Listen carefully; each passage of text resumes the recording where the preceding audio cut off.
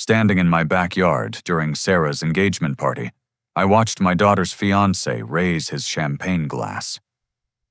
"Before we celebrate," Marcus announced with that cocky smile I'd grown to distrust, "Elton needs to understand something." The crowd quieted.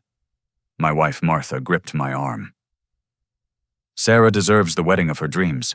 $55,000 from her father should cover it." He looked straight at me. "Or there won't be a wedding." The laughter that followed felt like knives. I simply smiled and reached for my phone. 3 months earlier, Sarah brought Marcus Hartley home for Sunday dinner. The moment he stepped through our front door, I understood why my daughter was smitten. 6 feet 2 inches of carefully groomed confidence, with the kind of smile that probably closed million-dollar deals before lunch. Investment banker at Preston & Associates Harvard MBA, displayed prominently in conversation within the first 10 minutes, parents who owned the Hartley Marina and Yacht Club up in Connecticut. "Mr. Elton, what an honor to finally meet you." Marcus said, his handshake firm enough to impress, but not quite crossing into aggressive territory. "Sarah speaks so highly of you." Martha had outdone herself with dinner that night. Her famous pot roast, the one that had won the church cook-off 3 years running, filled our modest dining room with warmth. Marcus knew exactly how to play the grateful guest. He complimented the meal between every bite, asked for seconds, even requested Martha's recipe for his mother. "So tell me about your work at the bank," Marcus said, cutting his meat with precise movements. "Sarah mentioned you've been there quite a while." 37 years this December. I replied, passing him the green beans. "Started in the mailroom, worked my way up to teller." Something flickered across his face, gone before anyone else would notice. But I'd spent decades reading people through bulletproof glass at the bank. That look meant calculation, evaluation, dismissal. "That's admirable," Marcus said, his tone suggesting anything but admiration. "Honest work staying with one company your whole career. Not many people have that kind of stability anymore." Sarah beamed at him from across the table, missing the subtle emphasis he'd placed on that last word. Stability. Code for boring. Code for unsuccessful. Code for beneath him. After dinner, I suggested Marcus help me clean up the garage while the women chatted over coffee. It was my usual test for Sarah's boyfriends, seeing how they'd react to a little manual labor. Marcus agreed immediately, though his Armani dress shirt seemed comically out of place among my toolboxes and lawn equipment. "Quite a collection you have here," he said, surveying my workspace. "Must be tough maintaining all this on a teller's salary." There it was again. That calculated probe disguised as casual conversation. "We manage," I said, handing him a box to move. "Martha and I learned long ago that happiness doesn't require a yacht club membership." He actually laughed at that, a short bark that bounced off the garage walls. "Of course not, though it certainly doesn't hurt. Sarah's used to simpler things, I suppose. That'll change once we're married. I want to give her everything she deserves." The condescension in his voice dripped like motor oil, thick and suffocating. I bit back my first response, choosing instead to study this young man who thought he could measure worth in dollars and stock options. "Sarah's never wanted for anything important," I said quietly. "No, of course not." Marcus backpedaled with practiced ease. "I just meant I want to expand her horizons. Travel culture experiences beyond, well beyond the ordinary." Over the following weeks, Marcus became a regular at our Sunday dinners. He had the routine down perfectly. Arrive 10 minutes early with flowers for Martha, compliment whatever home improvement project I was working on, share just enough about his work to sound successful without being boastful. Sarah glowed brighter, each visit her laughter filling our house in ways that made Martha and me exchange worried glances when she wasn't looking. The proposal came exactly 2 months later. Marcus orchestrated the whole production at his parents' country club naturally, made sure half of Connecticut society was there to witness it, including a photographer who just happened to be capturing the club's ambiance that evening. The ring was impressive, I'll give him that. The kind of rock that caught light from every angle impossible to ignore. 3 months' salary, just like tradition says, Marcus announced at the engagement dinner, loud enough for everyone to hear. Though between you and me, he stage whispered to the table, looking directly at me. It was more like 4. But Sarah's worth it, aren't you, sweetheart? Sarah blushed and kissed him too, caught up in the moment to notice how his eyes never left mine when he mentioned the ring's cost. The challenge was clear. He'd shown what he could provide. What could the simple bank teller offer? My daughter, brilliant pediatric nurse, who spent 12-hour shifts saving premature babies, who'd graduated summa cum laude, who volunteered at free clinics on her days off, couldn't see what was right in front of her. When I suggested over coffee the next week that maybe they should take things slow, maybe a longer engagement would be wise, she actually accused me of jealousy. "You don't understand success, Dad," she said, her voice carrying an edge I'd never heard before. Marcus is going places. He's already being considered for partner. His parents have connections everywhere. I know our life seems good to you, but there's so much more out there. The words stung more than Marcus's condescension ever could. Had I failed so badly at teaching her values that she'd trade them for country club memberships and European vacations? Martha noticed things too. We'd lie in bed at night discussing the small details that added up to a troubling picture. The way Marcus never reached for his wallet when we went to dinner, always finding excuses.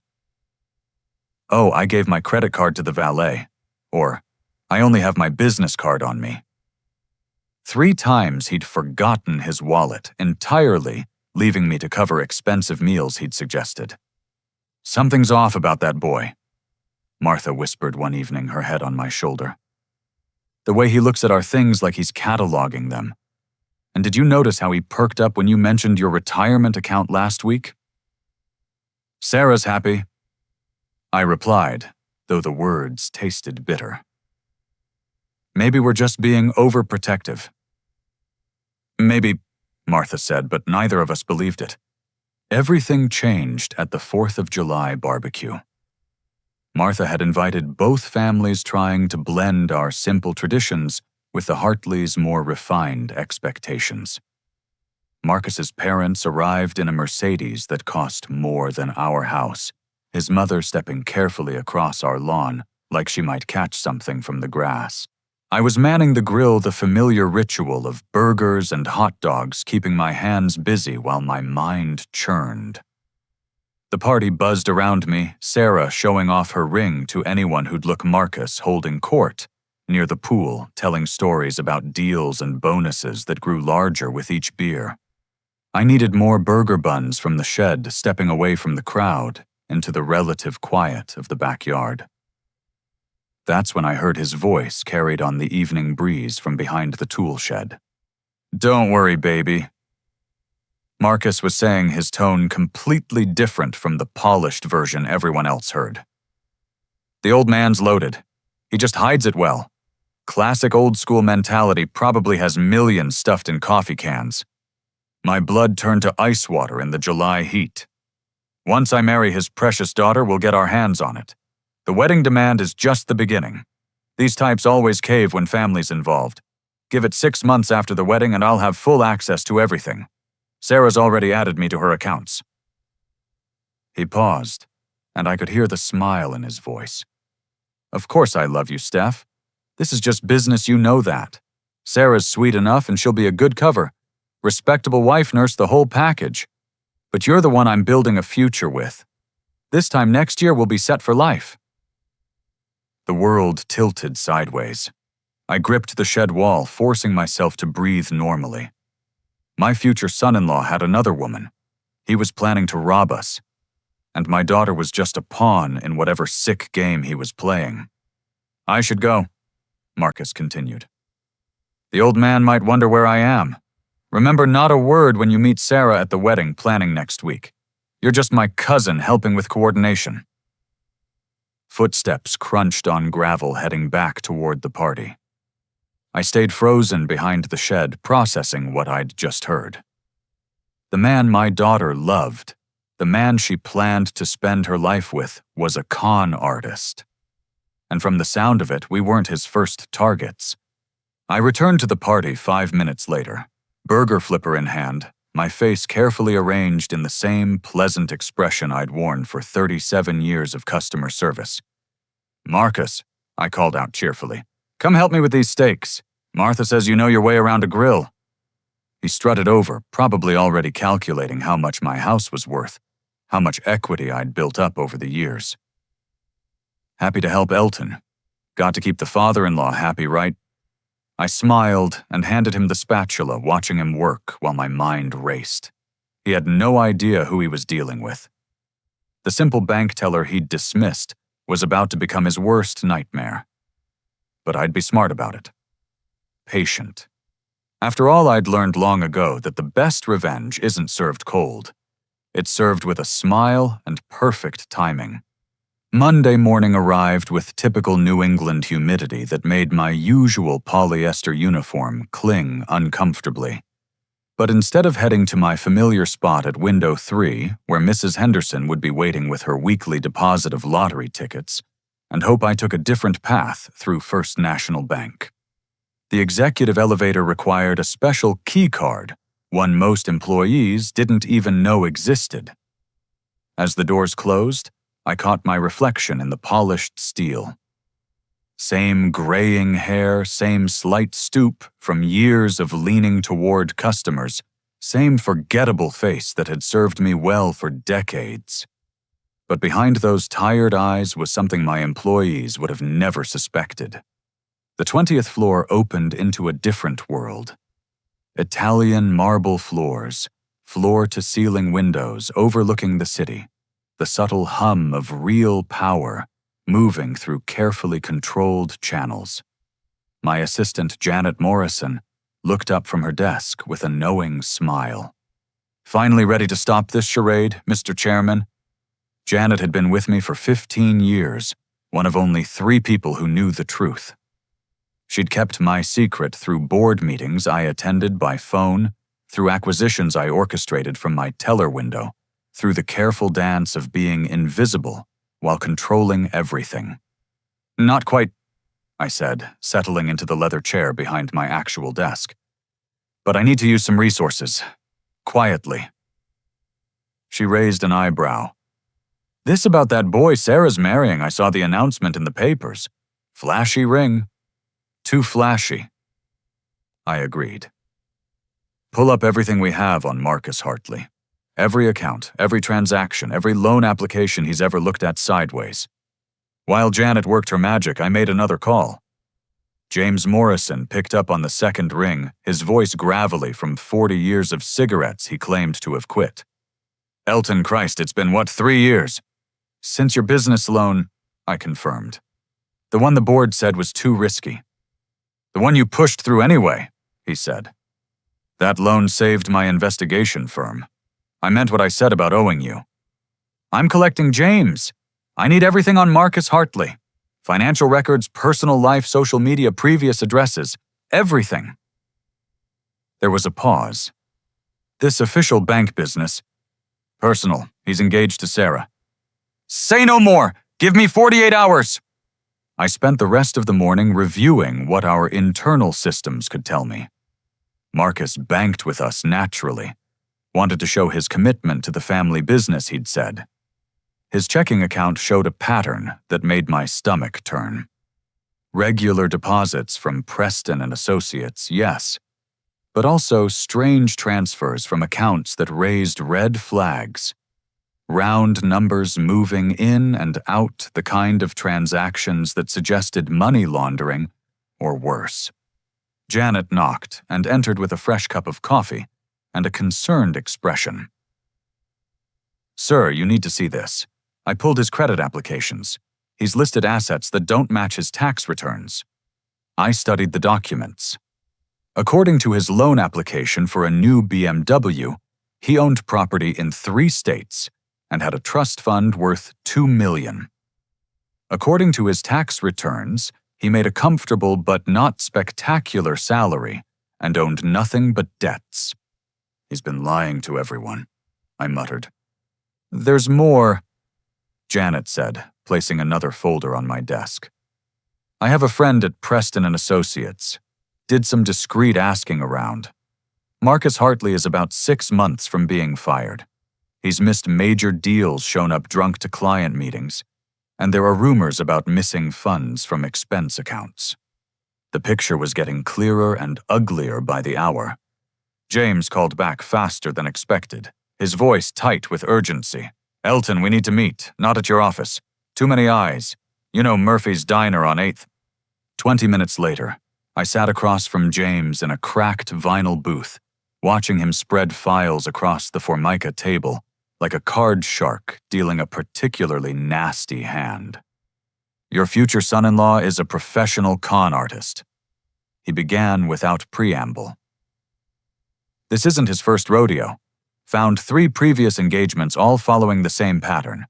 He targets women in caring professions whose fathers he believes have hidden wealth. He slid photos across the table. 3 women, all beautiful, all smiling next to Marcus in engagement photos that could have been Sarah's twin. Jennifer Crawford in Boston, 2019. Pediatric nurse. Her father owned a small construction company. Marcus was convinced he had mob connections and hidden cash. Broke off the engagement when he realized the old man was exactly what he seemed. Another photo. Amanda Wheeler, Philadelphia, 2021. Elementary school teacher. Father was a retired postal worker who'd made some lucky investments. Marcus tried to get power of attorney over the investments before Amanda's brother, a cop, started investigating. Engagement ended suddenly. The 3rd photo made my hands clench. Rachel Morrison, Baltimore last year. No relation to me before you ask. Social worker. Her father had patents from his engineering days. Marcus actually got her to sign over partial rights before her father hired a lawyer. They recovered most of it, but the family was destroyed. Rachel attempted suicide. God, I breathed. Gets better, James said grimly. The woman you heard him talking to, Stephanie Chen. Tech heiress worth about $50 million. They've been together 7 years. She funds his lifestyle while he hunts for additional income streams. They have a whole system. She plays the supportive cousin or friend, helps him seem legitimate. I stared at the evidence of my daughter's fairy tale romance reduced to a stack of police reports and broken dreams. There has to be more. Oh, there is. James pulled out bank statements. He's in deep with some serious people. Gambling debts mostly. The kind of people who don't accept bankruptcy as an excuse. He needs money fast, which explains the rush to marry Sarah. How deep? 200,000 minimum. These aren't legitimate bookies, Elton. These are the kind of people who use baseball bats to collect interest. My blood ran cold. Not just a con artist. Sarah was engaged to a man whose debts could get her killed. There's one more thing, James said, sliding a final document across. He's already started on Sarah. These are credit card applications in her name. She probably doesn't even know they exist. I looked at the papers. $30,000 in debt, already racked up, all in Sarah's name, her excellent credit destroyed without her knowledge. Purchases at jewelry stores, high-end electronics, cash advances that disappeared into the void of Marcus's schemes. Can you document everything? I asked. Build a case that would hold up in court. Already on it. But Elton, you need to be careful. If Marcus realizes you're onto him, he might accelerate his timeline. Or worse, his creditors might come after Sarah directly. I paid for our untouched coffee and stood to leave my mind already working through possibilities. Keep investigating. I want everything. Every woman he's conned, every debt he owes, every lie he's told. And James, see if you can find out who exactly he owes that money to. I might need to handle that separately. Walking back to the bank, I made a decision. For 37 years, I'd hidden my wealth working as a teller because I loved the connection with regular people, because I never wanted money to define my relationships. My own parents had been destroyed by greed, family members turning on each other over inheritances, until nothing remained but lawyers and bitterness. I'd sworn my family would be different. I'd built my fortune quietly through careful investments and eventually buying the bank itself, but I'd never let it show. Sarah grew up thinking we were comfortable but modest, learning the value of hard work and kindness over wealth and status. Now that very deception was being used against her. Marcus thought he'd found an easy mark, a simple bank teller with a beautiful daughter and hidden assets. He had no idea he'd chosen to con the wrong family. Back in my office, I called Janet in. I need you to arrange a few things. First, increase security on all of Sarah's accounts. Any transaction over $100 needs verification. Don't alert her, just flag them for manual review. Already done, sir. What else? Contact Tom Phillips at the Financial Crimes Unit. Tell him I might have something interesting for him soon. And reach out to Judge Harrison. Remind him he owes me a favor from his election campaign. Janet made notes efficiently. Are we going full exposure? Not yet, I said, looking out at the city I'd quietly helped build through decades of strategic loans and community investment. First, I need to make sure Sarah's safe. Then I need to gather enough evidence to bury him. The engagement party is in 2 weeks. I think that would be the perfect venue for revelation. The party where he's expecting you to announce your financial support for the wedding. I smiled for the first time since hearing Marcus behind the shed. Exactly. He wants $55,000. He's going to get something much more valuable. A lesson in what happens when you try to con an honest man. Janet returned my smile. I'll start making arrangements. Oh, and sir, your daughter called while you were out. Wants to have lunch to discuss wedding venues. What should I tell her? My heart ached thinking about her excitement, her joy, all built on lies. But I couldn't warn her yet. She wouldn't believe me without proof, and Marcus might convince her I was trying to sabotage her happiness out of jealousy or overprotectiveness. Tell her I'd love to. Schedule it for Thursday. By then I should have enough evidence to at least plant some doubts. As Janet left, I turned back to the window. Somewhere out there, Marcus was probably celebrating his engagement, counting money he hadn't stolen yet, planning a future built on my daughter's destruction. He thought he'd found the perfect mark in a quiet bank teller with a trusting daughter. He was about to learn why I'd survived 40 years in banking without losing my soul or my shirt. Sometimes the best disguise isn't a mask or a false identity. Sometimes it's simply being exactly who you are while letting others assume you're less. The con artist had been conned by his own assumptions. Now I just had to make sure my daughter survived the revelation. 2 weeks can feel like a lifetime when you're watching your daughter plan her future with a man who's systematically destroying it. Every day brought new challenges in maintaining my facade while orchestrating what would be the most important performance of my life. The evidence James gathered grew into a mountain of deceit that took 2 filing cabinets to contain. Each folder represented another life Marcus had touched and tainted another family left wondering how they'd missed the signs. I spent my evenings after work studying patterns, building a case that would be legally bulletproof and emotionally devastating. Sarah threw herself into party planning with an enthusiasm that broke my heart fresh each morning.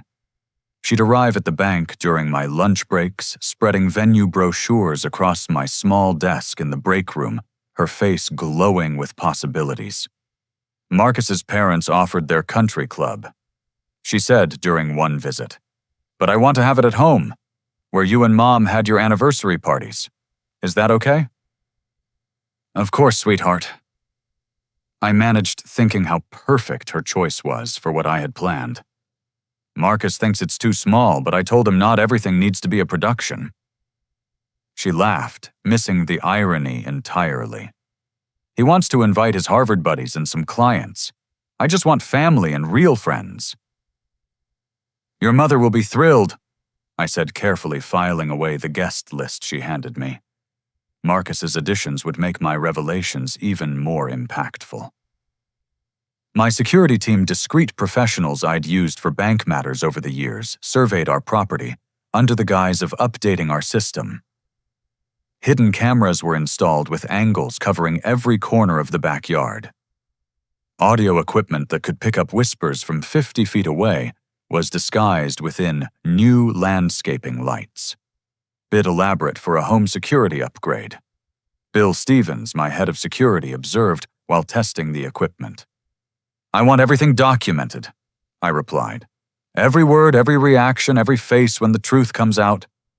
He studied me with the careful assessment of someone who'd protected people for 30 years.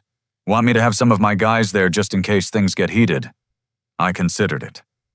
The people Marcus owed money to were dangerous, and if they thought their meal ticket was disappearing. "Yes, but discreet. Have them work as catering staff." Martha watched my preparations with growing concern.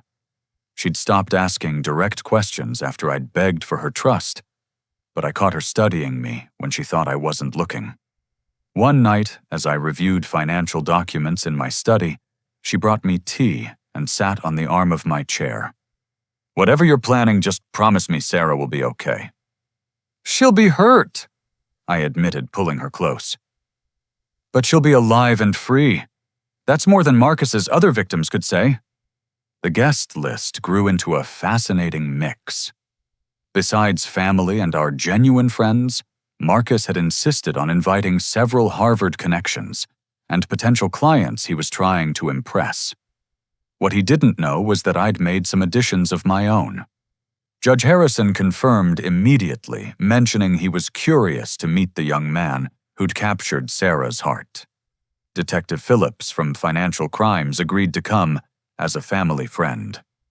The state attorney, Sarah's godfather, wouldn't miss it for the world. I even invited Marcus's previous victims, though I didn't expect them to attend. Jennifer from Boston sent a polite decline. Amanda from Philadelphia didn't respond. But Rachel from Baltimore called me directly. "I'll be there," she said, her voice steady despite everything she'd endured. "Someone needs to stop him." My secret weapon arrived in the form of technical upgrades. The outdoor television I'd claimed was for watching the game during summer barbecues was actually a presentation-grade display that could mirror any device instantly. The new sound system wasn't for music. It was for making sure everyone heard every word of what would unfold. Marcus's behavior in those 2 weeks provided more evidence than James's investigation ever could. His demands escalated daily. First, he mentioned that traditional weddings included the bride's family providing a house down payment.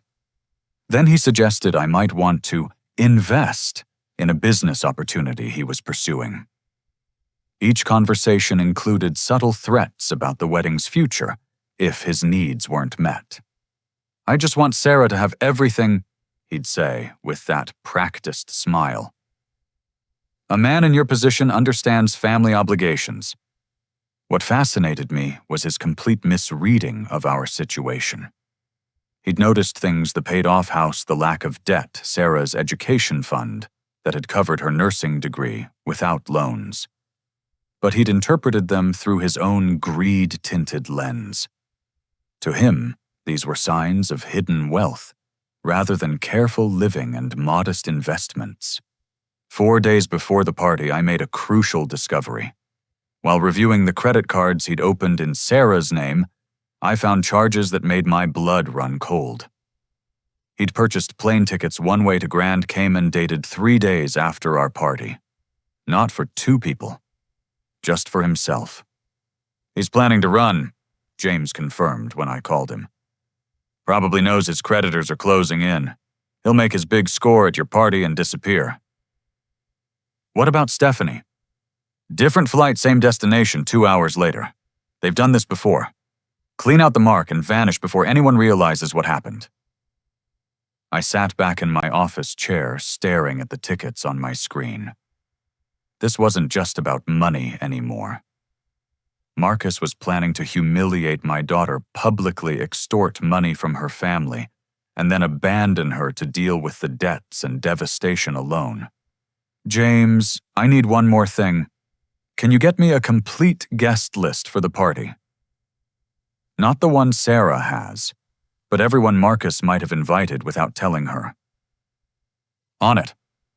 The results came back within hours. Among Marcus's additions were 3 names that made my security team go on high alert. Known associates of the people he owed money to. They weren't coming to celebrate an engagement. They were coming to collect. That night I called an emergency meeting with my security team. We met in the bank's conference room after hours blueprints of my property spread across the table. We have a situation. I began explaining the danger without revealing all my plans.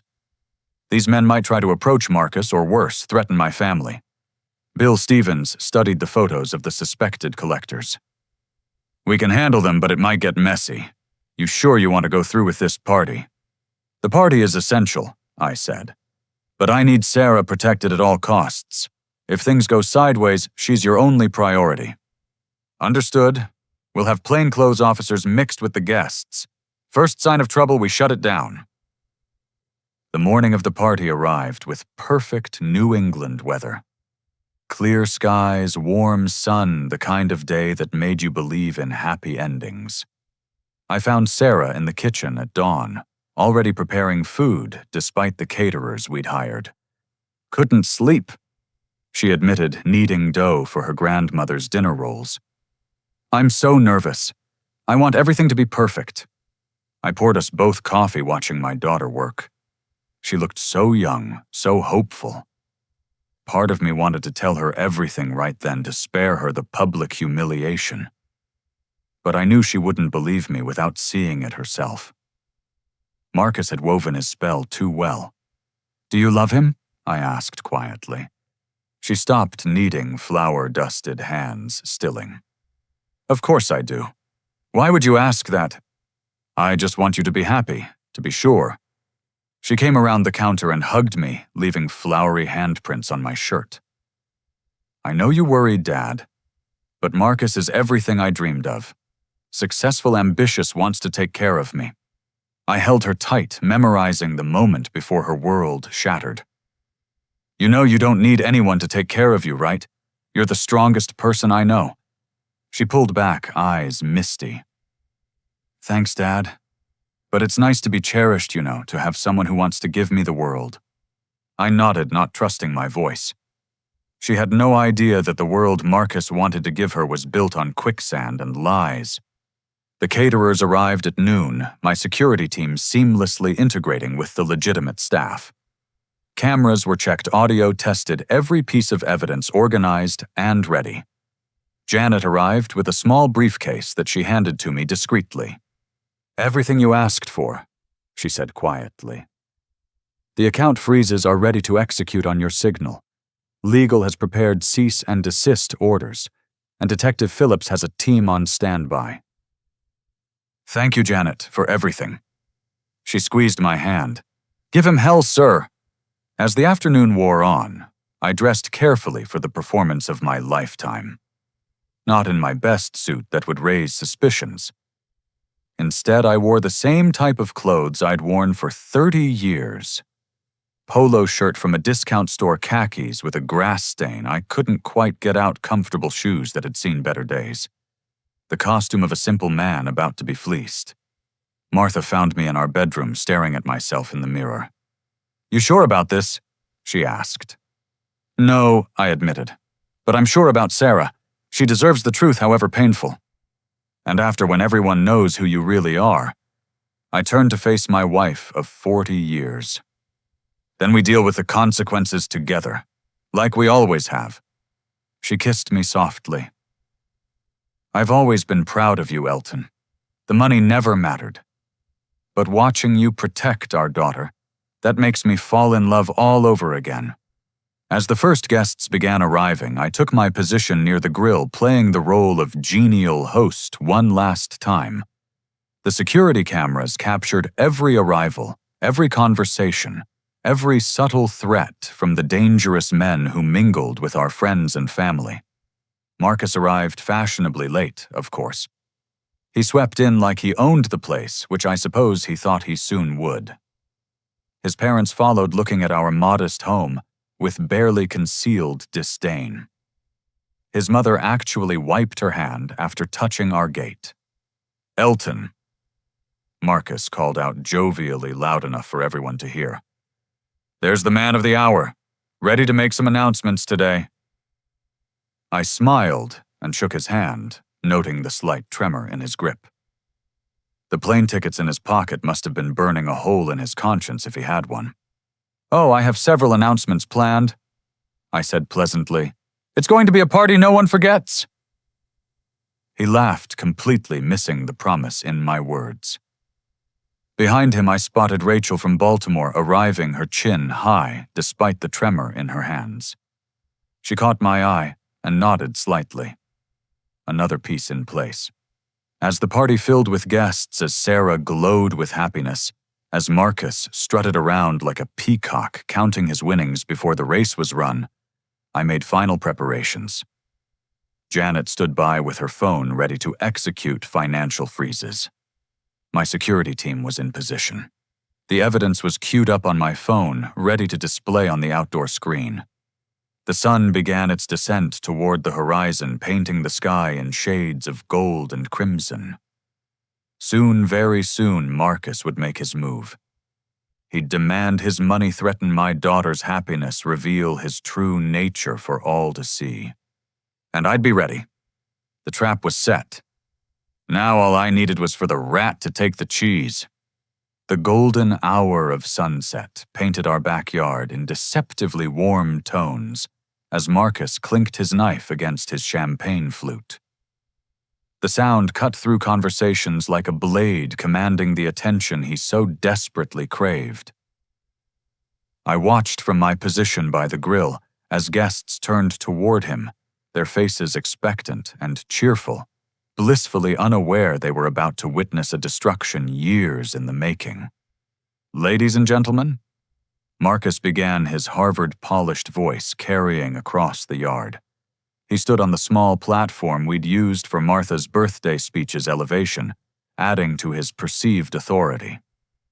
"Before we continue celebrating, there's something important we need to discuss." Sarah stood beside him, radiant in her sundress, her hand in his. The sight of her trusting smile made my chest tight. Martha found her way to my side, her fingers intertwining with mine in silent support. "When a man proposes to a woman," Marcus continued his tone, shifting to something I recognized from boardrooms and hostile takeovers. "He's making a promise, not just to love her, but to provide for her, to give her the life she deserves." Several guests nodded approvingly. Marcus's parents beamed with pride at their son's commanding presence.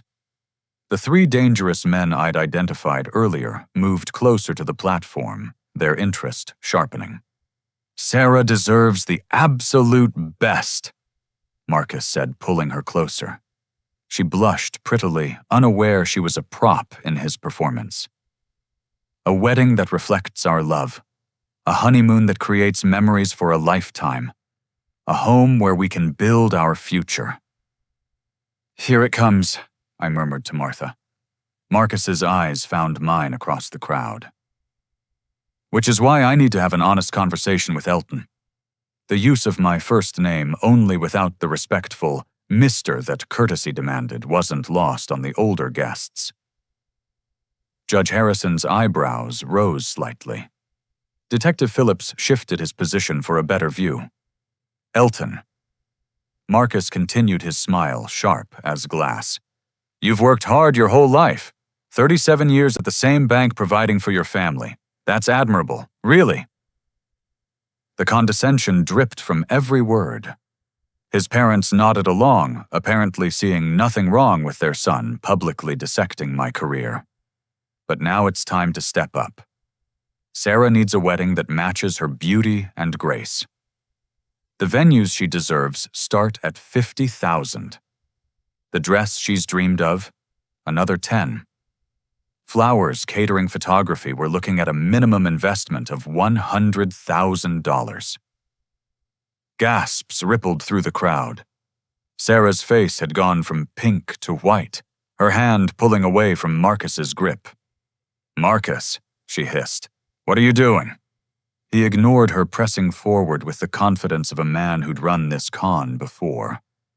"I know that sounds like a lot for a bank teller's salary, but here's the thing. I've done some research." My blood chilled. What exactly had he discovered? This house has been paid off for 15 years. Sarah's education was funded without loans. You drive older cars by choice, not necessity. Let's be honest, Elton. You've been hiding assets probably for tax reasons.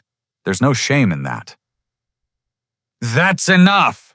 Sarah said louder now, but Marcus grabbed her hand again, holding it tight enough that she winced.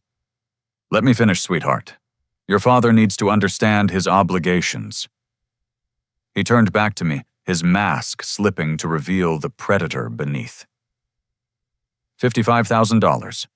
That's what we need to start our marriage properly. Consider it an investment in your daughter's happiness. The silence that followed was deafening. Then his father started clapping slowly, others joining in uncertainty. But most guests stood frozen, horrified by what they'd witnessed. "And if you can't manage that," Marcus added, his voice hardening further, "then maybe we need to reconsider this whole arrangement. I won't have my wife's family embarrassing us with their limitations." "You son of a..." Sarah started, but I raised my hand, cutting her off. "It's all right, sweetheart," I said, my voice carrying the same calm I'd used with difficult customers for decades. Marcus makes some interesting points. I reached into my pocket, pulling out my phone with deliberately shaky hands. The tremor wasn't entirely acting rage, made my fingers unsteady, though not from fear. "You know, Marcus," I continued conversationally, "in 37 years of banking, I've learned to spot patterns, unusual deposits, suspicious transfers, the kind of things that trigger investigations." His smile flickered but held. "I don't know what you're implying." "Oh, I'm not implying anything," I said, tapping my phone screen. "Janet." "Yes, it's Elton. Could you pull up the account information for Marcus Hartley? Yes, all 17 accounts, including the ones he doesn't know we know about." The color drained from Marcus's face like water from a punctured bucket. "You can't access my accounts. You're just a teller. Actually." I said, my posture straightening as I shed the character I'd played for so long. "I'm not. But let's table that for a moment. Janet's pulling up some fascinating transactions. For instance, the $50,000 that moved through your accounts last month. In and out in less than 72 hours. Classic money laundering pattern." "This is ridiculous," Marcus sputtered, but sweat had begun beading on his forehead despite the cooling evening air. "Then there's the matter of the credit cards." I continued, my voice growing stronger. "Janet, please flag all cards opened in Sarah Elton's name in the last 6 months. Yes, especially the ones she didn't authorize." Sarah gasped. "What cards? I haven't opened any new cards." "No, sweetheart, you haven't. But Marcus has. 7 of them, actually. Current balance across all cards, $31,418. The crowd erupted in murmurs. Marcus's parents pushed forward, his mother's voice shrill. "This is slander, we'll sue." "Please do," Judge Harrison said mildly, stepping into view. "I'd be fascinated to hear this case, especially since what Mr. Elton is describing sounds like identity theft and fraud. Both felonies, if memory serves." "Who the hell are you?" Marcus's father demanded. "Circuit Court Judge Harrison." I've known Elton for 25 years. Never known him to lie. The judge turned to Detective Phillips. Tom, you might want to make some calls. Phillips already had his phone out. Way ahead of you, Your Honor. Marcus yanked at his collar, his confident facade crumbling. This is a setup. You can't prove anything. Actually, I said, finally allowing myself to smile. You see, Marcus, when you spoke on the phone 3 weeks ago behind my shed, you weren't as alone as you thought. I touched my phone again, and his voice filled the yard through our new sound system crystal clear, despite the recording coming from 50 feet away. Don't worry, baby. The old man's loaded. He just hides it well. Once I marry his precious daughter, we'll get our hands on it. Sarah's hand flew to her mouth. Martha moved to our daughter's side as the recording continued.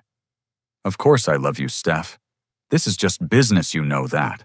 Sarah's sweet enough, and she'll be a good cover. Turn it off! Marcus lunged toward me, but Bill Stevens materialized between us all 6 feet 4 inches of former Marine, holding him back with minimal effort. There's more, I announced to the stunned crowd.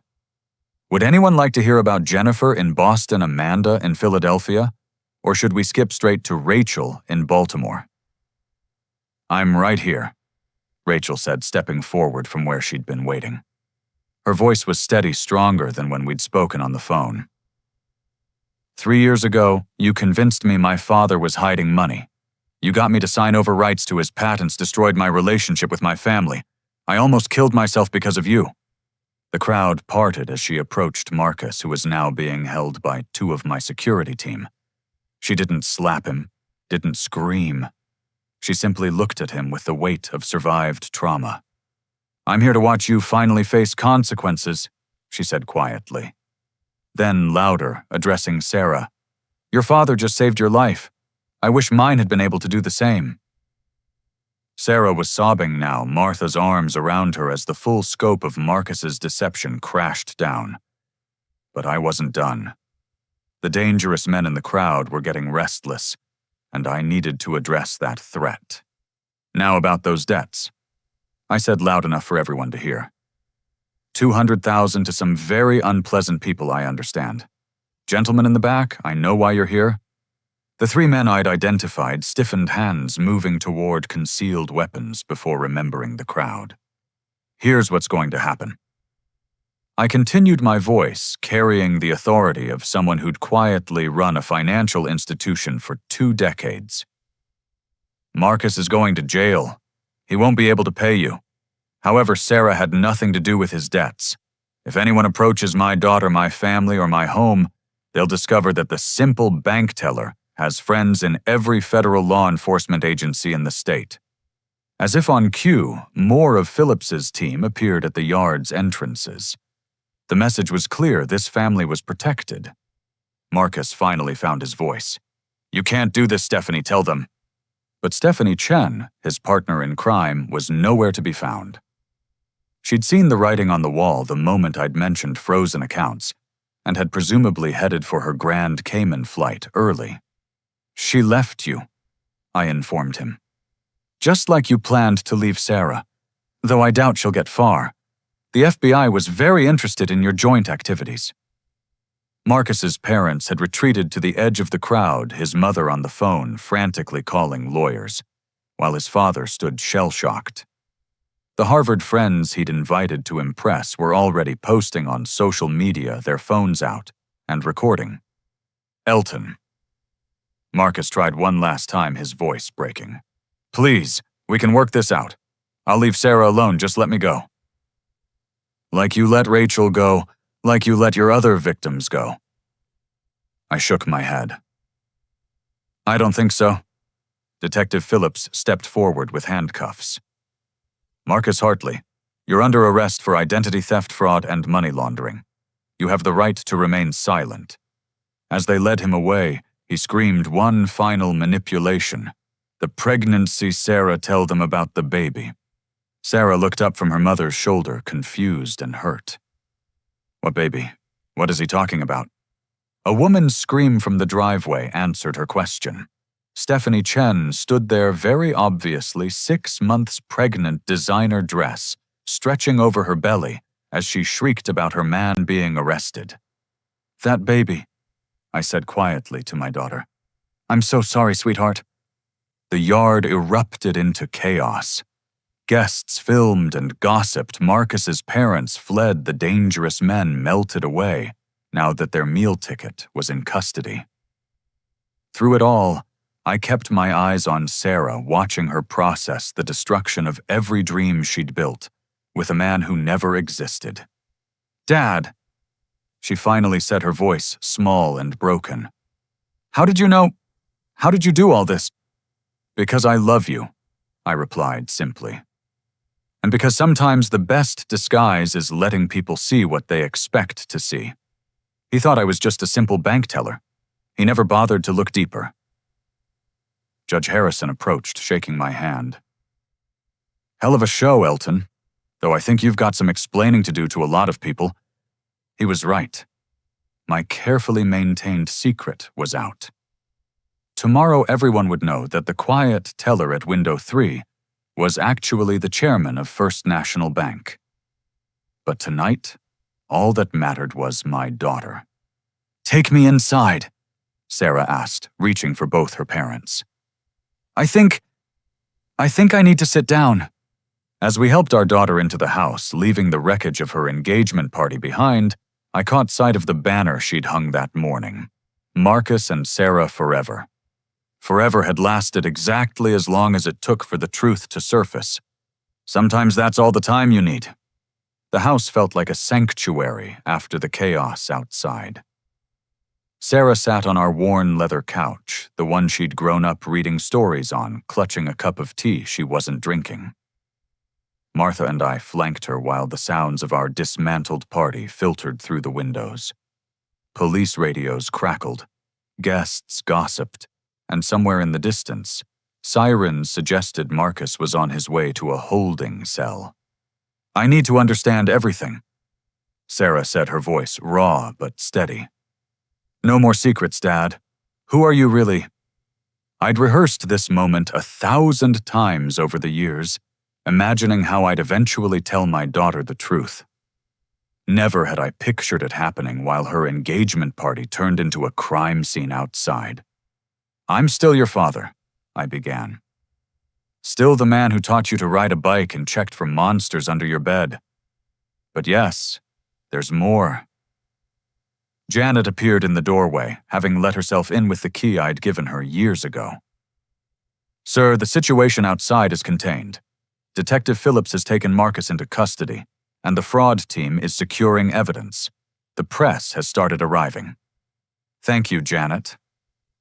I turned back to Sarah. "This is Janet Morrison, my executive assistant. And no, she doesn't usually help bank tellers with their filing." Sarah's eyes widened as pieces clicked together. "The calls you'd take in your study, the bank meetings that ran late. You were never going to headquarters as a regular employee, were you?" "No, sweetheart. I own 51% of First National Bank. Have for the past 20 years. The teacup rattled as Sarah set it down. 20 years I was 6. My whole life you've been, pretending to be poor." "Not poor," Martha interjected gently. "We never lacked anything. Your father just chose to live modestly." "But why?" Sarah's voice cracked. "Do you know how many times I felt embarrassed when Melissa's parents took her to Europe and we went camping? When I had to work summers while my friends had internships their parents arranged?" Each word hit like a physical blow, but I'd earned this pain. "Because I watched money destroy my family. Your grandparents died fighting over an inheritance. I had uncles who sued each other, cousins who haven't spoken in 40 years, all over money. So you lied to me instead. I wanted you to know you were loved for who you are, not what we had. I wanted you to work those summer jobs to understand the value of earning your way. Look what you became, a pediatric nurse who saves lives. Would you have chosen that path if you'd grown up with unlimited credit cards?" Sarah stood abruptly, pacing to the window where she could see the party debris. That's not your choice to make, God, Dad. Do you know what Marcus said to me in private? He said I was lucky he was willing to elevate me, that he was doing me a favor by bringing me into his world. Sweetheart? No. She spun around, tears streaming. I believed him.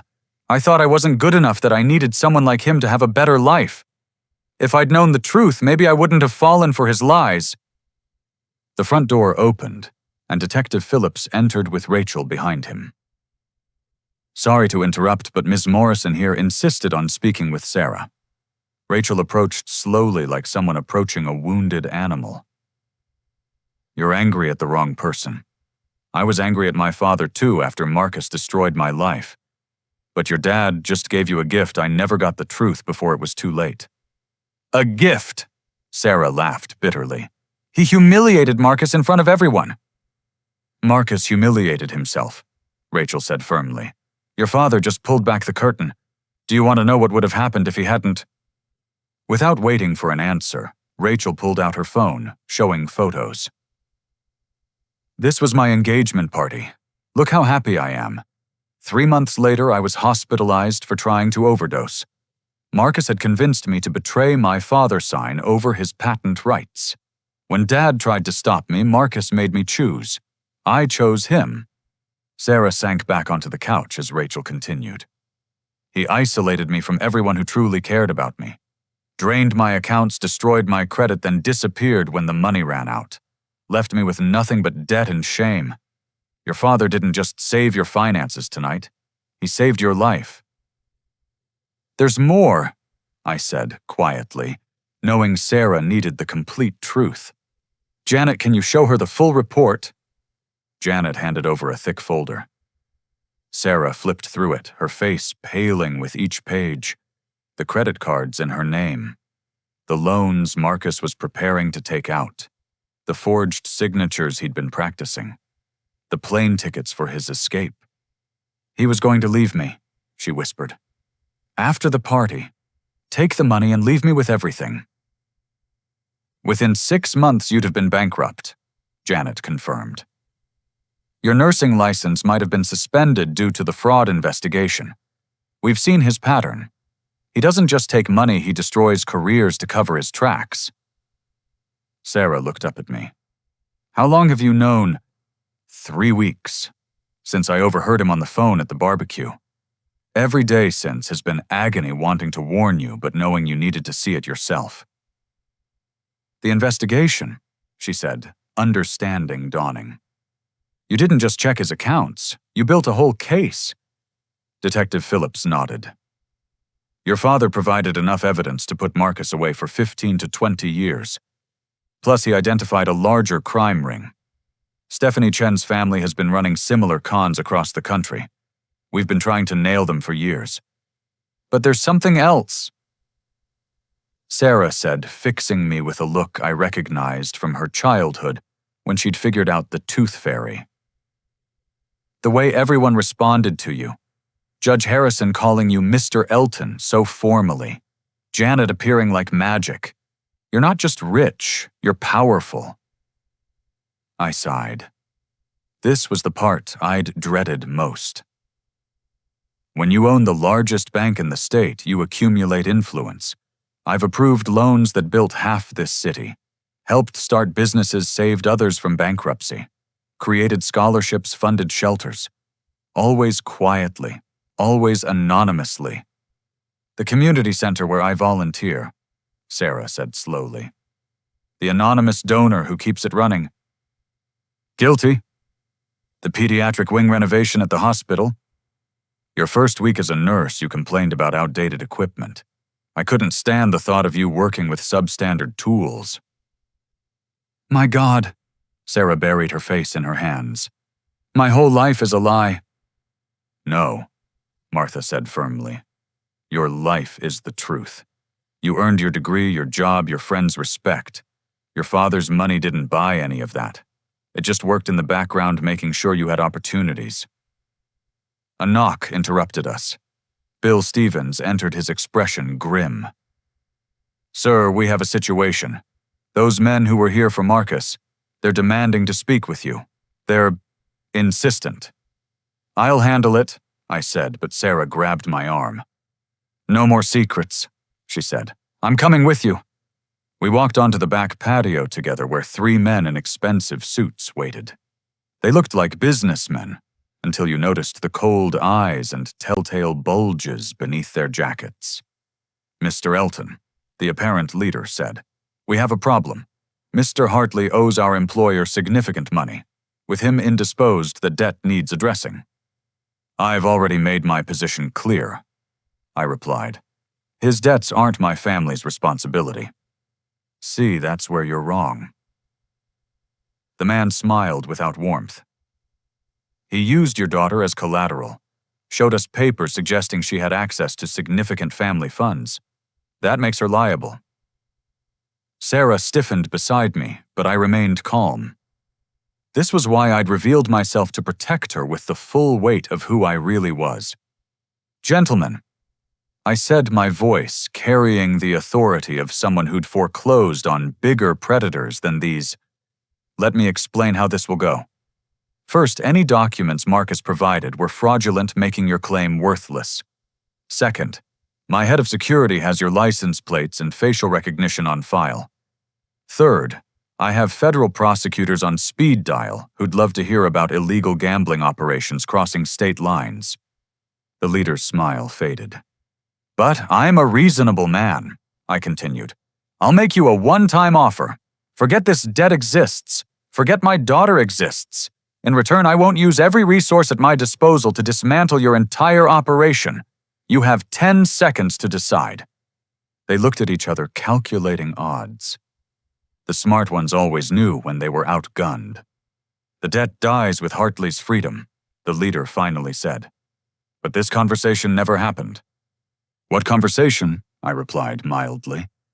They left without another word, and I felt Sarah trembling beside me. "You just faced down mob enforcers," she whispered. "My father, the bank teller, just threatened the mob." "I've negotiated with worse. Corporate raiders, hostile takeover specialists, senators looking for campaign contributions. Those men were actually quite reasonable." We returned inside to find Judge Harrison waiting with papers. "Restraining orders?" he explained. "Just in case any of Marcus's associates get ideas. Also, Elton the media is asking questions. You might want to prepare a statement." "Tomorrow," I decided. "Tonight is about family." As the evening wore on, the crowd outside dispersed. Police finished their work. Guests went home with the story of a lifetime, and gradually our house returned to normal. Except nothing would ever be normal again. Sarah sat with us until midnight, asking questions, processing answers, cycling through anger and hurt and reluctant understanding. She cried for the future she'd imagined for the man who'd never existed, for the father she thought she knew. "I don't know how to feel," she finally admitted. "Part of me is grateful. Part of me is furious. Part of me just feels lost." "That's okay," Martha said. "You don't have to figure it all out tonight." "There's one thing I need to know," Sarah said, looking at me. "If Marcus hadn't tried to con, would you ever have told me the truth?" The question I'd dreaded. "I don't know. Maybe when you had children of your own? Maybe never. I told myself it was to protect you. But maybe I was just protecting myself from moments like this." She nodded slowly. "At least that's honest. I need some time to process all this, to figure out who I am now that I know who you really are." "Take all the time you need," I said. "Just know that whoever you decide to be will love you exactly the same." Sarah stood to go to bed, pausing at the doorway. "Dad, thank you for saving me, even if your methods were completely insane." After she left, Martha and I sat in the quiet living room surrounded by the ghosts of every lie we'd told and truth we'd hidden. "Think she'll forgive us?" Martha asked. "She's strong," I replied. "Stronger than I gave her credit for. She'll find her way through this." And us now that everyone knows? I considered the question. Tomorrow the news would break. The secret millionaire banker who'd hidden in plain sight. The father who'd exposed a con artist at his daughter's engagement party. Our quiet life was over. We'll adapt, I decided. Maybe it's time to stop hiding. Use the resources, openly do more good. Set a different example for Sarah. Martha smiled. 40 years of marriage and you still surprise me. That's the thing about masks, I replied. Eventually, you have to decide whether you're wearing it or it's wearing you. Outside, the last police car pulled away, taking with it the man who'd tried to steal my daughter's future. He'd gambled everything on a false assumption, never realizing the quiet teller he'd dismissed was the one person capable of destroying him completely. In the end, it wasn't my money or power that saved Sarah. It was the same thing that had protected her all along, a father's love and the willingness to do whatever it took to keep her safe. Even if it meant shattering the illusion I'd spent decades building. The truth, as it turned out, was worth more than all the money hidden in any vault. The morning after came with the harsh light of consequences. I woke to find 17 missed calls on my phone and news vans lining our quiet street like vultures around carrion. The headline on my tablet screamed, "Secret millionaire bank CEO exposes daughter's con artist fiancé in dramatic sting operation." Sarah's door remained closed. Martha reported she'd heard movement around 3 a.m, the sound of drawers opening and closing. The fear that she might leave, might need physical distance from our deception, gnawed at me as I prepared to face the media storm we'd created. "Sir," Janet called at 6:30, sharp, "the board is requesting an emergency meeting. They're concerned about the publicity." "I'll bet they are," I muttered, watching a reporter do a stand-up in front of our rose bushes. "Schedule it for noon. I have more important matters this morning." Those matters revealed themselves when Sarah emerged at 8, dressed for work in her scrubs despite everything. Her eyes were puffy, but determined, her spine straight with the kind of strength I'd always admired, but never fully appreciated. "You're going to work?" Martha asked gently. "Sick children don't care about my personal drama," Sarah replied, pouring coffee with steady hands. "Besides, I need normal right now. I need to remember who I am without all of this." She gestured vaguely at the windows, the news coverage, the weight of revealed truth sitting heavy in our kitchen. "I'll drive you," I offered. "Help you avoid the cameras." "No." The word was firm, but not unkind. "I'm not hiding. That's your thing, Dad, not mine. I'll face them." We watched from the window as she walked to her car, head high, ignoring the shouted questions and flashing cameras. She drove away without looking back, leaving Martha and me to face our own reckoning. The board meeting was a predictable disaster. 12 executives who'd worked with my persona of mysterious majority shareholder for years suddenly had to reconcile that image with the bank teller they'd passed in the halls. "This is unprecedented," huffed Richard Blackstone, our CFO. "The publicity alone could damage our reputation. Secret millionaire hidden identity." It sounds like a bad movie. "Our stock is up 12% since the news broke." Janet informed them, sliding tablets around the conference table. "Social media engagement has increased by 3,000%. We're trending nationally. The public loves the story of a father protecting his daughter." "But the deception," another board member protested. "How can we trust someone who's been lying for 20 years? I stood, ending the debate. "I've never lied about anything material to this bank's operation. Every decision, every vote, every strategic move has been made with full transparency, just not from the executive suite. If you want my resignation, say so. Otherwise, let's discuss how to use this publicity to our advantage." They didn't want my resignation, of course. I owned too much stock, held too much influence. But the dynamic had shifted. The mysterious benefactor was now a public figure, and that meant accountability in ways I'd avoided for decades.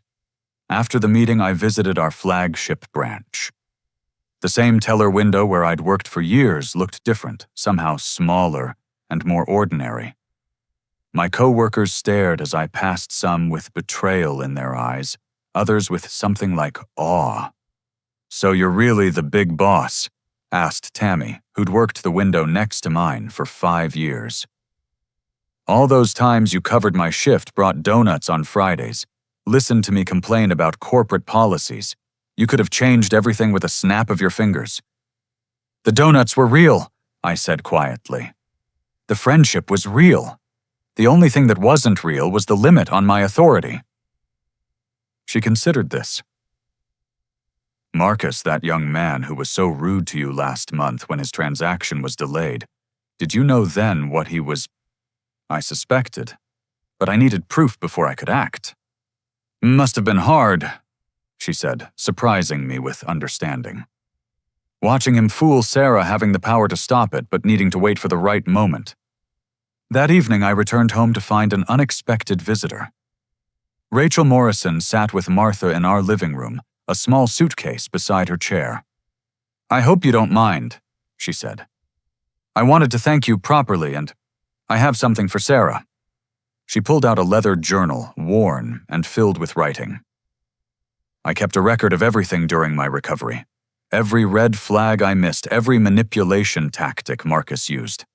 I thought maybe it could help her understand she's not alone in being fooled." "She's still at work," Martha said. 14-hour shift today, but she'll appreciate this when she's ready." Rachel nodded. It took me 6 months to stop blaming myself. Another 6 to rebuild my credit and career. 2 years before I could trust anyone again. Tell her it gets better, but only if she lets herself feel everything first. The anger, the humiliation, the grief for who she thought he was. After Rachel left, I found myself in Sarah's childhood room, surrounded by remnants of the daughter I'd tried so hard to protect. Soccer trophies earned through her own determination. Academic awards that money couldn't buy. Photos with friends who loved her for her humor and kindness, not her father's hidden wealth. Maybe I hadn't ruined everything after all. The week that followed tested every relationship in our lives. Some colleagues felt betrayed by my deception. Others saw it as brilliant corporate strategy. The media alternated between painting me as a hero father and a manipulative liar.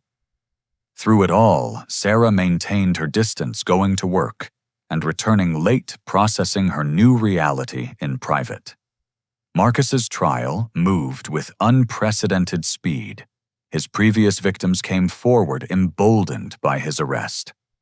The FBI uncovered a network of similar cons orchestrated by Stephanie Chen's family across multiple states. What started as protecting my daughter became a federal case that would dismantle an entire criminal organization. From his jail cell, Marcus tried one last manipulation. He sold his story to a tabloid painting himself as a victim of entrapment by a vindictive billionaire. The article might have gained traction if not for the security footage I released every moment of his demands, his threats, his casual cruelty toward the woman he claimed to love. "I want to visit him," Sarah announced one evening 2 weeks after the party. Martha and I exchanged worried glances. "Are you sure that's wise?" "I need to see him as he really is," she said. "Not the charming man I fell for, not the monster Dad exposed. Just the pathetic criminal sitting in a cell. I need that image to replace the others." I arranged the visit, pulling strings to ensure safety and privacy. Sarah went alone, spending 30 minutes with the man who'd nearly destroyed her life. She returned with red eyes, but steadier shoulders. He tried to convince me he loved me. She reported over tea that night. Said everything with Stephanie was just business, that I was different. When that didn't work, he blamed me for not seeing the signs. Then he blamed you, Dad, for setting him up. Finally, he just begged for money for lawyers for another chance. I'm sorry you had to hear that, Martha said. I'm not. Sarah's voice was stronger than I'd heard since the party. I needed to hear it, to understand that nothing about him was real. He's just a sad little man who thought he could steal happiness instead of earning it. That night, for the first time in 2 weeks, Sarah hugged me goodnight. Recovery isn't linear. There were setbacks, days when Sarah's anger at my deception flared hot, when the weight of living a lie for 20 years crushed any progress we'd made. There were public embarrassments as more stories emerged about the secret CEO. My quiet life was dissected by financial analysts and armchair psychologists alike. But there were victories, too. The bank implemented new protections against financial predators, saving dozens of families from schemes like Marcus's. Sarah started a support group at the hospital for people who'd been conned by romantic partners. She turned her pain into purpose, her vulnerability into strength. I've been thinking, she said one morning, 3 months after the party, about forgiveness. My coffee cup paused halfway to my lips. Oh, Marcus doesn't deserve it. He wouldn't know what to do with it anyway. But you and Mom, you lied to me, yes. But you also showed me every day what real love looks like. How to work hard, value people over things, find joy in simple moments. Sarah, I'm still hurt, she continued. Part of me may always be hurt. But I understand why you did it. And I can't imagine how hard it was watching me fall for Marcus's lies while hiding your ability to destroy him instantly. The hardest thing I've ever done, I admitted. Harder than building a financial empire while pretending to be a teller. A small smile played at her lips, the first real humor I'd seen from her in months. Infinitely harder. Watching you hurt, knowing I could stop it but needing to wait for the right moment, I'll carry that guilt forever. Good, she said, but her tone was teasing now. Consider it penance for all those camping trips when we could have gone to Disney World. The spell broke, and we laughed, really laughed, for the first time since that awful party. It wasn't forgiveness exactly, not yet. But it was a beginning. As autumn approached, life found a new rhythm. I returned to work full-time as CEO, no longer hiding behind the teller window. The adjustment was difficult. Decades of habits don't die easily, but there was freedom in authenticity I hadn't expected. Sarah returned to dating eventually cautiously, with a wisdom earned through pain. She brought David home 6 months after Marcus's sentencing. A fellow pediatric nurse, soft-spoken and genuine, who had no idea about our wealth until his 3rd visit. I Googled you, he admitted to me privately. After Sarah mentioned her dad worked at a bank, the headlines were surprising. And he shrugged. I grew up in foster care, learned early that family isn't about money or status. It's about showing up. From what I can tell, you've always shown up for Sarah. The rest is just details. I liked him immediately. The trial concluded with Marcus receiving 15 years eligible for parole in 10 with good behavior. Stephanie Chen got 12 years and deportation after. Their network fell apart as conspirators turned on each other, a cascade of consequences from one failed con. During victim impact statements, Sarah stood tall and spoke clearly. You tried to steal my future because you assumed my father's love could be monetized. You thought kindness was weakness, that trust was stupidity. But here's what you missed. Real love doesn't come with a price tag. It comes with sacrifice, protection, and sometimes painful truth. My father gave me all of those. You gave me nothing but lies. As we left the courthouse, she linked her arm through mine. Ready to go home? More than ready. Good. Because Mom's making pot roast and I told David about the time you pretended we couldn't afford name-brand cereal for 6 months to teach me about budgeting. You didn't. Oh, I did. If we're done with secrets, we're done with all secrets. He deserves to know exactly how weird his future father-in-law is. Future father-in-law. The words sparked hope I hadn't dared feel. You think he's the one?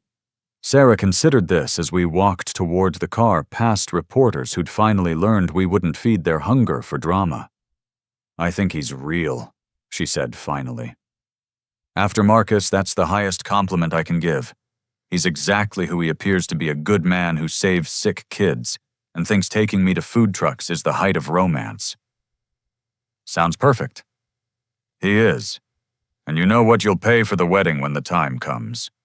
The real you, not some character you're playing. No more hiding, no more tests. Just my father who happens to have money walking me down the aisle. Deal! I said, my voice thick with emotion. As we drove home through streets I'd traveled for 40 years, I reflected on the journey that brought us here. Every choice, every lie, every painful revelation had led to this moment, sitting beside my daughter as she rebuilt her life with eyes wide open. Marcus had demanded $55,000 for a wedding built on deception. Instead, he'd given us something priceless, the chance to finally live as our authentic selves, no more masks or elaborate charades. The bank teller was gone, the secret millionaire exposed. What remained was simply Elton, father-husband, and protector of the family I'd nearly lost in my attempts to shield them from the world's greed. It wasn't the ending I'd scripted, but it was the one we needed. Truth, it turns out, is the greatest wealth of all, even when it costs everything to reveal it. 1 year later, almost to the day of what we'd come to call the revelation, I stood in the morning light of St. Mary's Church, adjusting my tie for the 12th time. The same church where Martha and I had married 42 years earlier, where Sarah had been baptized, where we'd held my parents' funerals. But today held only joy my daughter's real wedding to a man who actually deserved her. Stop fidgeting, Martha said, smoothing my lapel. You look distinguished, like a CEO should. I still feel like I'm playing dress-up sometimes, I admitted, glancing at the designer suit Sarah had insisted on. 20 years of polyester blends doesn't wash off easily. Good, she said. I fell in love with the man in polyester who counted out pennies for our first anniversary dinner. The fact that you could have bought the restaurant doesn't change who you are. Through the window, I could see guests arriving. No media circus this time. We'd learned to manage public interest with strategic donations to journalists' favorite charities. Just family and friends, including some surprising additions to our circle.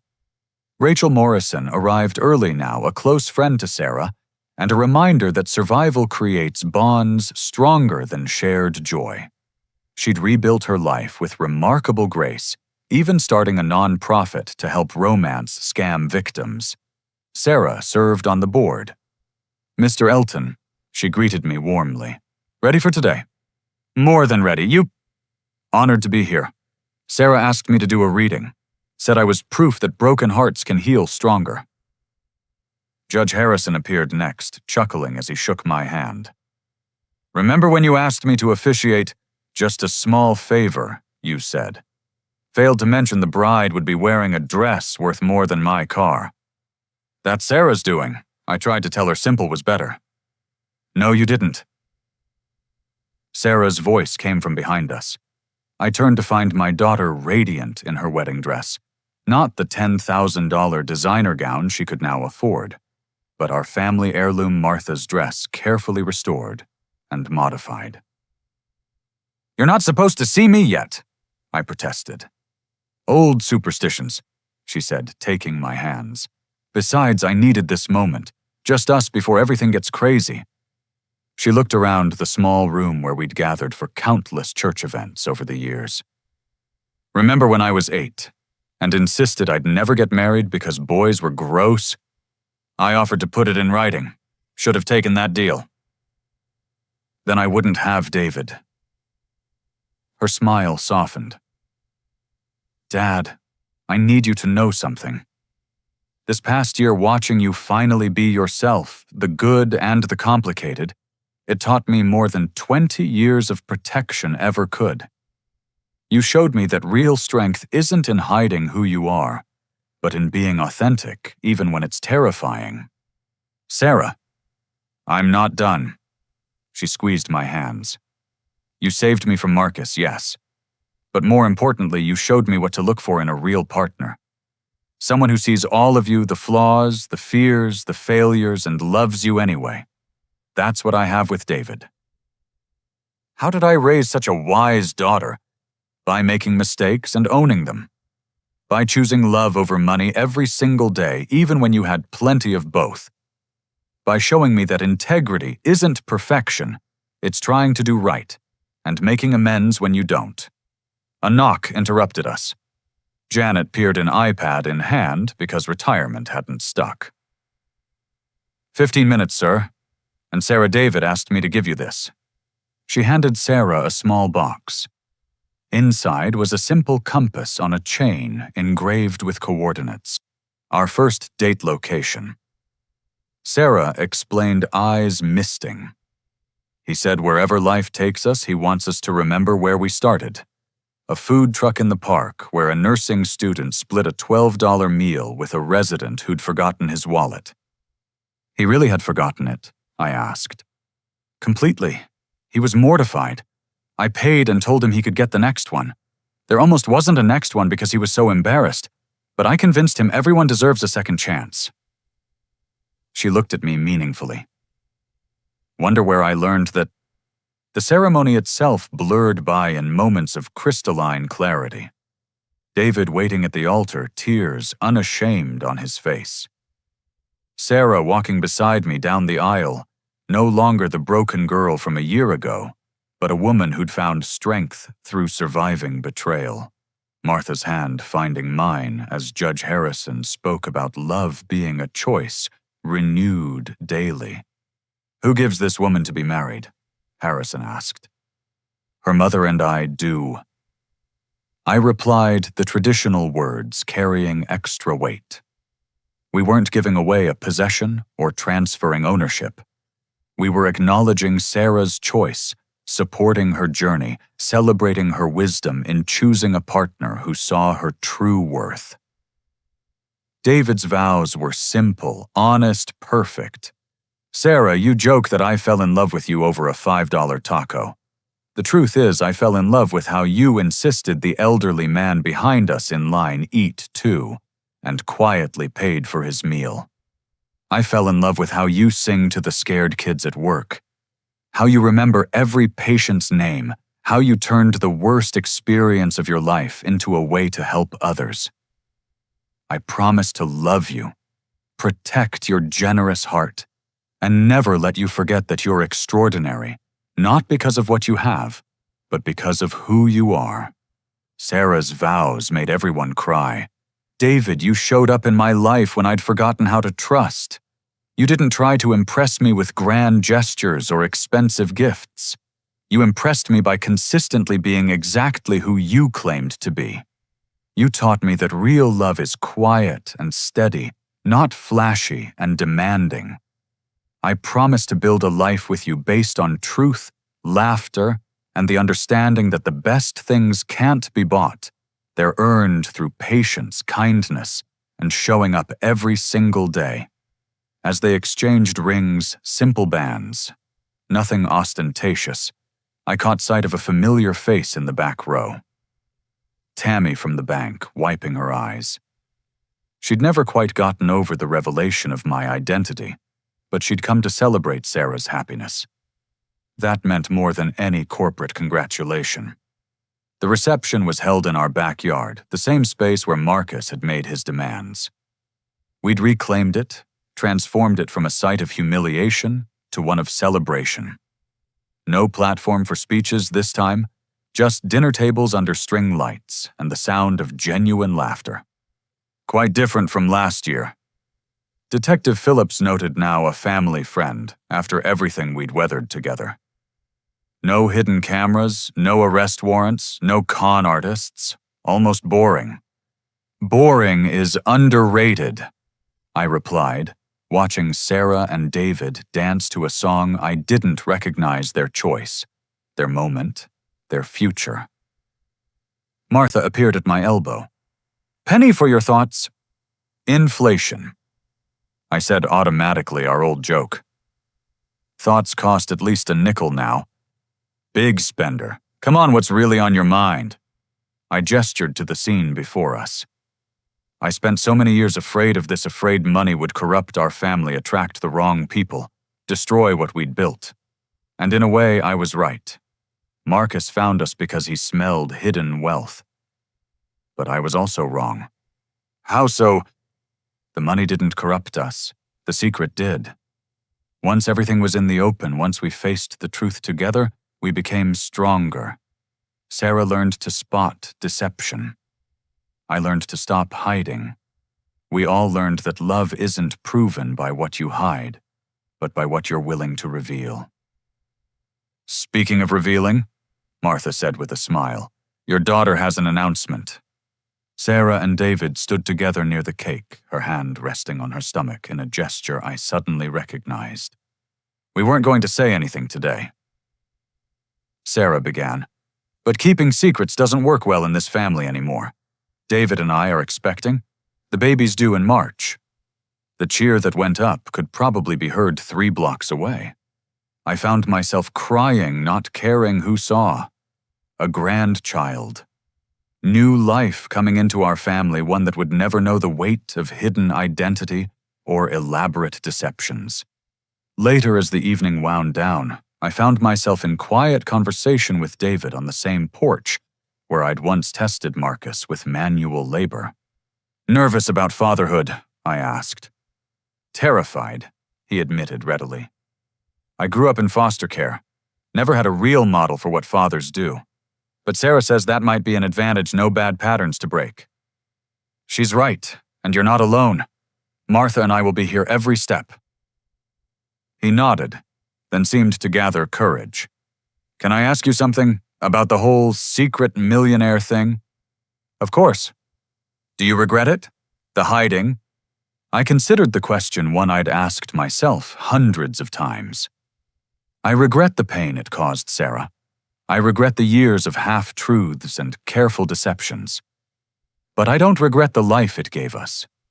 Sarah became a nurse because she wanted to help people, not because she was rebelling against wealth or trying to prove something. She learned to value hard work and genuine connections. Would she have developed those same values knowing she never had to work, maybe? But I wasn't willing to risk it. And now with the baby coming, now I get a second chance. To be a grandfather who's present and honest from day one. Your child will know exactly who we are, the good and bad, the wealth and the values.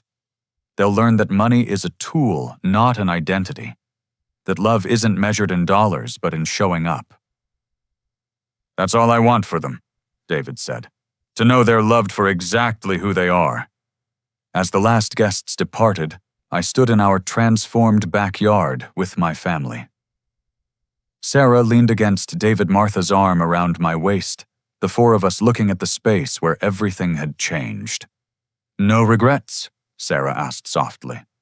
"None that matter," I replied. "Every choice led us here, even the painful ones." "Even Marcus." "Especially Marcus. He taught us the cost of deception, his and mine. Without him, I might have kept hiding forever, and you might have never learned to spot a lie. In the strangest way, he gave us the gift of truth." Sarah shook her head. "Only you could find a silver lining in attempted fraud, Dad. 20 years in banking. I learned to find value in unlikely places. We lingered there as the stars emerged, each lost in our own thoughts. A year ago, this space had witnessed the destruction of carefully built illusions. Tonight, it held the promise of new beginnings, honest foundations, and love that didn't require any disguise. Thank you, Sarah said suddenly. For protecting me the only way you knew how. For having the courage to reveal everything when I needed it most. For showing me that real wealth isn't what's in your bank account. It's who stands beside you when the masks come off. Thank you, I replied, for forgiving a foolish old man who thought he could protect his family from the world's greed by pretending to have nothing worth taking, and for showing me that the only thing worth protecting is the truth itself.